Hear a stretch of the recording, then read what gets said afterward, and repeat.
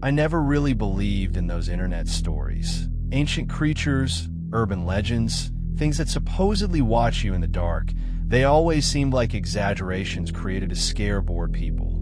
Stories from people who had nothing better to do than invent monsters to get clicks, shares, attention. I was a skeptic, rational, scientific. But after what happened in that forest, I understood one fundamental thing.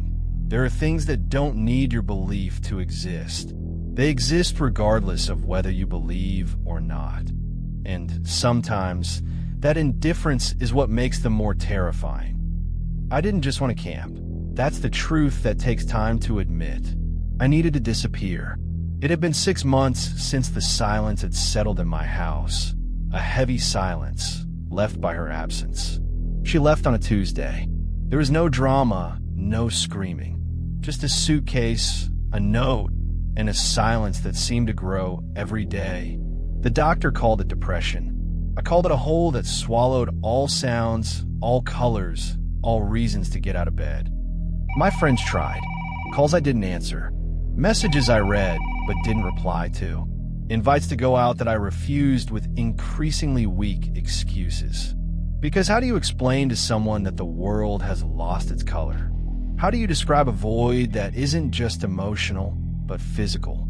A void that occupies space, that weighs, that breathes along with you?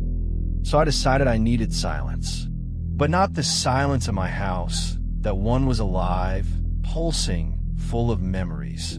I needed a different silence. A silence that had nothing to do with me. A silence that was just silence. I chose a remote forest in upstate New York, far from known trails, where almost no one ventured. No signs, no signal of civilization, just old, dense trees, so tall they seemed to touch the sky with skeletal fingers. It was perfect. It was exactly what I needed. On the first day, everything went too well. I set up the tent carefully, lit a small fire, enough for heat, not enough to draw attention, and watched the sun disappear between the tree trunks.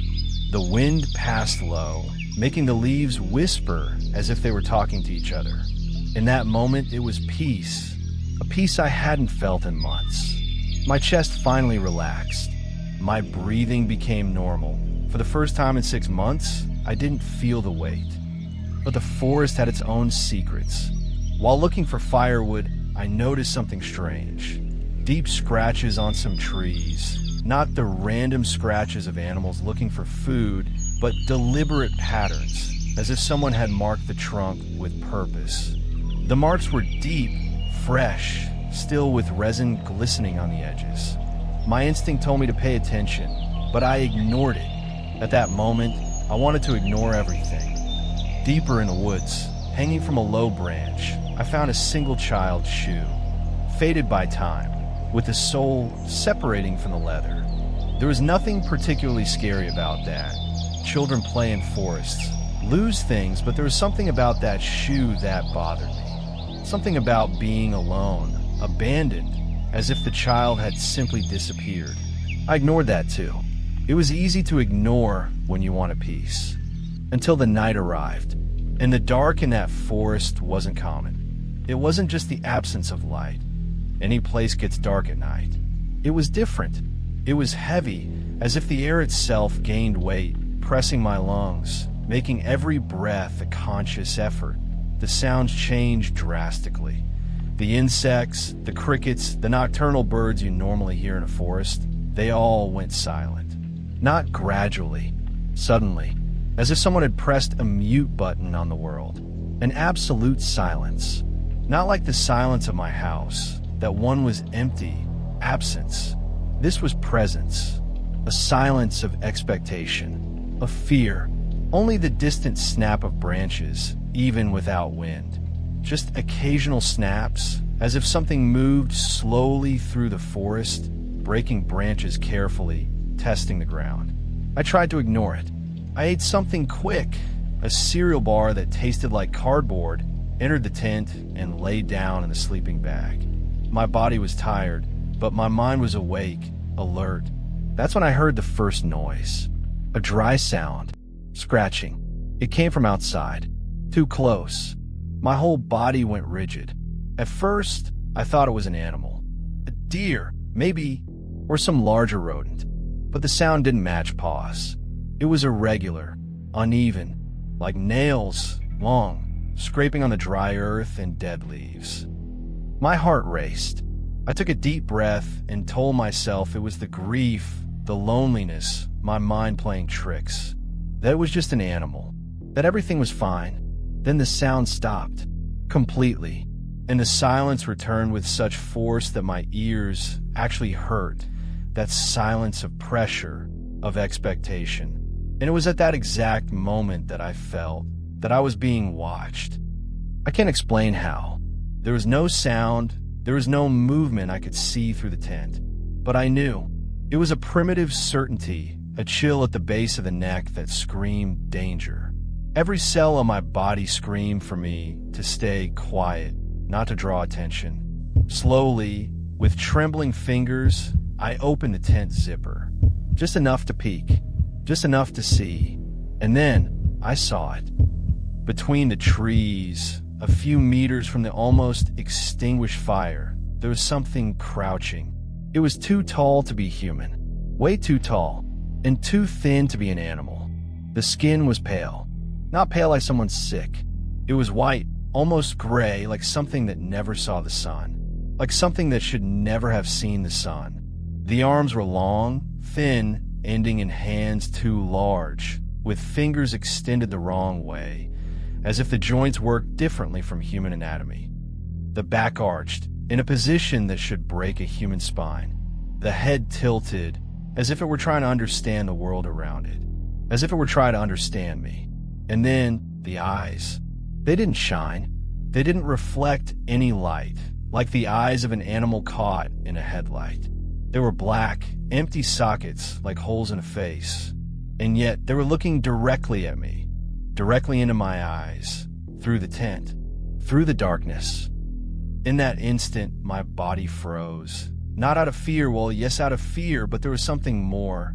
It was recognition. I recognized that creature, even without ever having seen it in person. The rake. The internet spoke of it as a myth. A creepypasta, something that watched, that lurked, that appeared in disconnected reports of traumatized people. Always at night. Always too close. I wanted to scream, but I couldn't. My body wouldn't obey. Then it moved. It didn't walk. It didn't run. It slid forward, using its arms and legs in a wrong, almost broken way, too fast for something of that structure. The sound of the body touching the ground was wet, organic, wrong, like meat dragging against earth. My instinct finally reacted. I ran.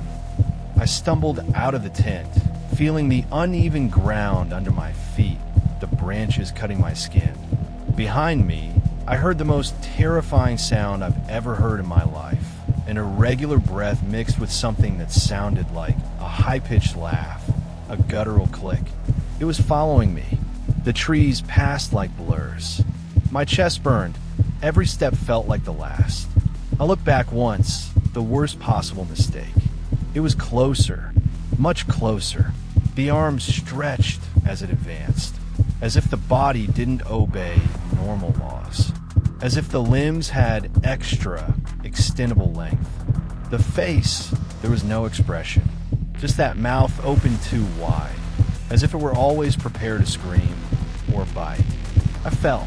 I rolled through the dirt, feeling something tear my leg, a sharp and immediate pain. Hot blood running down my skin. When I tried to get up, I felt something grab my ankle. The fingers, coldly strong, impossible to escape. I screamed. I screamed with everything I had, a primitive scream, a scream of pure panic. I kicked with everything I had, hitting something too hard to be human bone. Something that sounded like metal or crystallized bone. It retreated for a second, just one, and I took the chance to run again. My ankle hurt, my leg bled, but the fear was greater than the pain. Fear was everything. I saw the road. The distant light of my car reflected between the trees like a promise of salvation. I forced my body beyond the limit, lungs burning. Tunnel vision. Behind me, the sound stopped. That should have been a relief.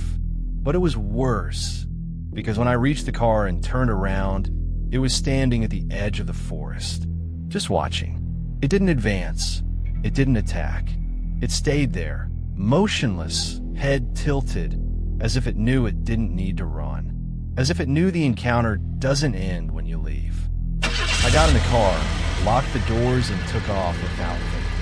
I drove all night. I didn't stop. I didn't sleep. I just drove, hands shaking on the wheel, eyes fixed on the road, waiting to see that pale silhouette appear again. I thought I had escaped, that I had left everything behind, that I could go back to my life and pretend nothing had happened. But the problem is, the encounter doesn't end when you leave. The first weeks were a blur of paranoia. I didn't sleep. Every shadow in my apartment seemed to writhe. Every sound was the rake returning. I started researching, hours on end, immersed in forgotten forums and deep web archives. Because if it was real, if it had found me once, then there had to be others. There had to be others. And I found them. A logbook from 1691, from a sailor who wrote, "He came to me in my sleep at the request of the rake." A report from 2006, from a woman who lost her family, whose daughter whispered before dying, "He is the rake." Everyone described the same thing. The visit, the observation, the chase that never ended. Everyone described exactly what I'd seen. Since that night, I wake up with the feeling that there's something in my room. I find nail marks on the door, wood, thin and deep, as if someone had been there, testing, waiting. Sometimes, I hear that breath right behind me when I'm alone, especially when I'm alone. I started leaving an audio recorder on during the night, like the woman from the 2006 report. For weeks, nothing, just the sound of my own restless breathing, the creaks of the bed, the normal sounds of an apartment at night. Until yesterday, I was going through the recording, almost giving up, when I heard it. A low sound, almost inaudible. A voice. High-pitched, thin, a mix of whisper and click. It didn't form words I could understand, but I recognized it. It was the sound I felt in my soul in that forest. The sound of pure fear. The sound of something that shouldn't exist, but does. I'm listening to this recording now, here in my room, with all the lights on.